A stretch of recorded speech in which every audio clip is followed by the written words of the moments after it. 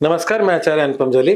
तुला राशि वाले लोगों के लिए आगामी सप्ताह अर्थात 3 अगस्त से 9 अगस्त के बीच में ग्रहों का आपके जीवन पे पड़ने वाले प्रभाव, उसके समाधान अर्थात राशिफल पे चर्चा करेंगे।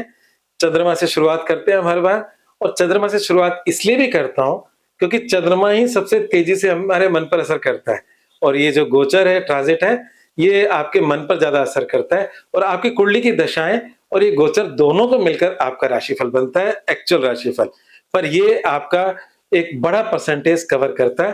तो शुरुआत करते हैं चंद्रमा से। चंद्रमा का सफ़र आपकी राशि की से छठी राशि अर्थात मीन राशि से लेकर मिथुन राशि अर्थात आपके भाग्य की राशि नवम राशि तक चंद्रमा का सफ़र रहेगा और ये सफ़र इन दिनों में क्या कहेगा, उसकी चर्चा कर लेते हैं। तो सप्ताह के पहले 2 दिन जो हैं, छठा चंद्रमा आपके बल को मजबूत करेगा। छठा चंद्रमा छठा घर ज्योतिष में बुरा माना जाता है, मतलब बुरे घरों में आता है, क्योंकि रोग, ऋण, रिपु, बीमारी, उधारी, शत्रुता, कोर्ट कचहरी होता है।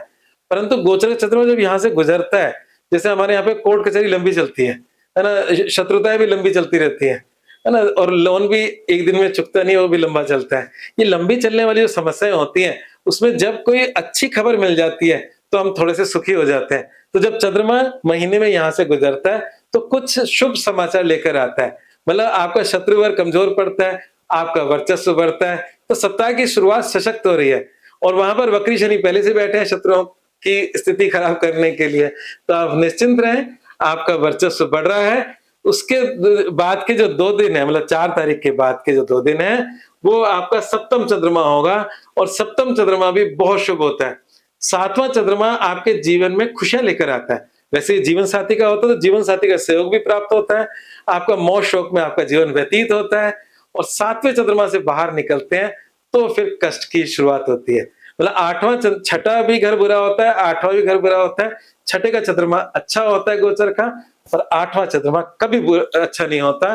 वो कष्ट देते ही देता है और राशिफल में हम वो ही जानने के लिए बैठे होते हैं कि वो समय कौन-सा है जिस समय हमें सँभल कर रहें।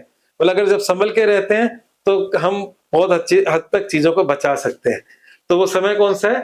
वो 6 अगस्त रात्रि 1:53 तो हम 7 तारीख मान लेते हैं और 7 तारीख से लेकर 8 अगस्त रात्रि 3:49 मतलब 9 की, तो हमारा 7 और 8 तारीख जो दिन के मिल रहे हैं, वो थोड़े-से कष्टकारी हैं। इस समय पे कोई बड़ा रिस्क मत लो। रैश ड्राइव तो बिल्कुल मत करना, कोई बड़ा निवेश मत करना और कहीं जल्दबाजी का कोई निर्णय मत लेना। बस आप सुखी रहोगे, क्योंकि यहाँ पर आदमी फँसता ही तब है जब आपके मन में लालच आ जाता है और जल्दबाजी में आप कुछ कर बैठते हो और बाद में आप पछताते हो। तो इन 2 दिन में वो काम नहीं करना और उसके बाद का जो समय है, वो 9वां चंद्रमा होगा। 9वां चंद्रमा आपको थोड़ा-सा चिंताएँ देता है, परंतु नुकसान नहीं देता और वो चिंता नहीं, हम चिंतन में कन्वर्ट करें, तो आपकी लाइफ़ को आगे ट्रांसफ़ॉर्म करता है। तो आप निश्चिंत रहें, सप्ताह अच्छा जाने वाला है। इस सप्ताह में आपको 2 दिन चिंता करनी पड़ेगी, 7 और 8 की। इन 2 दिन को अगर आप सँभल के निकालते हो, तो पूर्ण सप्ताह अच्छा है। अब जो इस सप्ताह में गड़बड़ है, वो बात कर लेते हैं। सप्ताह में नहीं, कुछ समय रहने वाली है गड़बड़। वो गड़बड़ ये है कि आपका राशि स्वामी शुक्र नीच के है और राशि स्वामी शुक्र नीच के है और वो भी है 12वीं राशि में, आपकी राशि से 12वीं राशि में। और 12वीं राशि वैसे भी अच्छी नहीं होती, 12वें का गोचर भी अच्छा नहीं होता। तो मेरा ये कहना है कि इस समय ये नीच का शुक्र आपको हॉस्पिटल के चक्कर लगा सकता है, स्वास्थ्य की तकलीफ दे सकता है और कहीं न कहीं ऐसे खर्चे जो आपने प्लान ही नहीं किए थे और वहाँ आप फँस गए। मतलब नीच का मतलब होता है आप अपनी उस स्थिति में हो कि जहाँ पैसा खर्च करके इंसान निकलता है बाहर। कोई भी आदमी हॉस्पिटल नहीं जाना चाहता, कोई भी आदमी किसी मजबूरी में नहीं फँसना चाहता, किसी भी प्रकार की।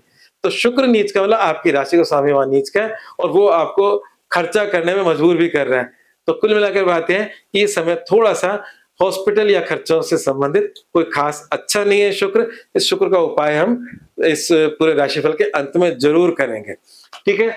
जीवन के बाकी हिस्सों की बात कर लें, तो बाकी हिस्सों के अंदर बुध का भी एक परिवर्तन हो रहा है। बुध मिथुन राशि में, भाग्य भाव में बहुत ही अच्छा है। आपके जीवन के अंदर कुछ पॉजिटिव परिवर्तन लाना चाहता है, पर बुध का परिवर्तन आपके 5 अगस्त को शाम 7:55 पे आपके 10वीं राशि मतलब कर्क राशि में हो जाएगा और 10वीं राशि में भी बुध बहुत अच्छे रिजल्ट्स देने वाला है। हालाँकि बुध चंद्रमा को पसंद नहीं करता, पर चंद्रमा बुध को बहुत पसंद करता है। चंद्रमा की राशि के अंदर जब बुध आएँगे, तो आपके कामों का विस्तार ही होगा। तो भाग्य भाव में भी अच्छे थे, कर्म क्षेत्र में भी बुध आपको अच्छे लाभ देने वाले हैं। तो ये कह सकते हो कि जो पिछले दिनों आपकी रूपरेखा गढ़ रहे थे, क्या करना और क्या नहीं करना, उसका एग्जीक्यूशन अब होगा, क्योंकि आपके 10वें भाव में उच्च के बृहस्पति, सूर्य और बुध तीनों होंगे।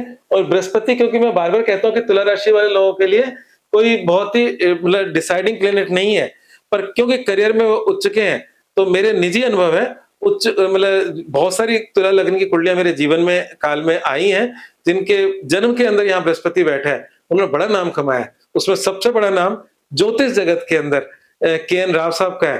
के एन राव साहब का तुला लग्न और यहाँ पर उच्च के बृहस्पति हैं, और वो आज देखो ज्ञान के क्षेत्र में बहुत ही उन्नत उसमें है। तो जिनके क्षेत्र कार्य क्षेत्र में ज्ञान है, उनके लिए समय अच्छा है। सूर्य आपके लाभ का स्वामी है, करियर से जुड़ रहा है, वो भी बहुत अच्छी बात है। बुध आपका भाग्य का स्वामी है, वो भी करियर से जुड़ रहा है। तो करियर के लिए ये जो समय है, ये आपके लिए अच्छा चल रहा है, उसमें मुझे कोई शक नहीं है। और यहाँ पर केतु इंक में बैठा है, वो भी कुछ बुरा नहीं है। सिर्फ दिक्कत है आपके वक्री शनि की, जो आपकी मतलब राशि से छठी राशि में बैठा है। हालांकि छठी राशि में पापी ग्रह अच्छे रिजल्ट देते हैं, पर शनि आपके जीवन का एक मुख्य ग्रहों में आता है, और ये शनि तो यही रहने वाला है। तो शनि का, जब से मैं राशिफल लंबे समय से बता रहा हूँ, शनि की स्थिति यही है। तो शनि का एक उपाय अपने जीवन का हिस्सा बना लो, जिससे आपका सब कुछ ठीक होता रहे। शनि का मंत्र है ओम प्राम प्रेम प्रोसेस सहस्त्रनाम में काले घोड़े की नाल का छल्ला आप मिडिल फिंगर में पहन सकते हो, और किसी भी शनिवार के दिन पहन ले, उसको पंचामृत से धोकर और शनि का मंत्र बोलकर उसे पहन ले, धूप अगरबत्ती दिखाकर, आपके जीवन में स्थिरता आनी शुरू हो जाएगी। और शुक्र जो है उसका उपाय करें, उसी पर आ जाते हैं। तो मैंने इधर उधर के उपाय सारे हटा दिए, आपको शुक्र का मंत्र करना है, और वो है ओम द्राम द्रीम द्रौम शुक्राय नमः। जरूर से करें, इस मंत्र की जितनी मालाएं आप खुद कर सकते हैं करें। और अगर आपके पास बिल्कुल समय नहीं है, तो किसी पंडित जी को इसकी मतलब एक निश्चित संख्या में इसका जाप करवा लें और इसका हवन कर लें, जिससे ये समय आपके लिए वेरी पॉजिटिव हो। हालांकि ये समय बार बार आता है साल में, जब शुक्र पूरा चक्कर काटता है यहाँ पर, तो मतलब यहाँ पर करीब करीब कुछ समय बिताता ही है। शुक्र अपने महीने भर के आसपास बिताता है, तो हर साल ये महीने का ही समय आता है, जिस समय थोड़ी सी परीक्षाएं आपकी बढ़ जाती हैं जीवन में। तो इसका थोड़ा सा ध्यान रखें। उपाय मैं दे रहा हूं, और वो गजब का उपाय है, एक्चुअली मूल मंत्र के रूप में उपाय दे रहा हूं। वो उपाय मेरा निजी अनुभव भी है। जब ऐसी स्थिति हो, तो हॉस्पिटल में आपको मजबूरी में जाना पड़े, आप खुद चल के चले जाओ, और वहां जाकर जो लोगों के पास जिंदगी का साधन नहीं है और वो बीमार है, इलाज करा रहे हैं, आप देखो सरकारी हॉस्पिटल में लाइन लगी होती है गरीबों की, तो आप उनका भोजन की व्यवस्था, दवाई की व्यवस्था, कुछ ना कुछ एक अच्छी चैरिटी इस समय हॉस्पिटल में खुद जाकर कराएं। उससे आपके लिए ये समय आसान हो जाएगा, या कह सकते हैं कि कुछ ना कुछ सहजता आ जाएगी, और आपके अच्छे कर्म भी काउंट होंगे, और अच्छे कर्म करना चाहिए। तो हॉस्पिटल में दान पुण्य कर आए। आज बस इतना ही, धन्यवाद।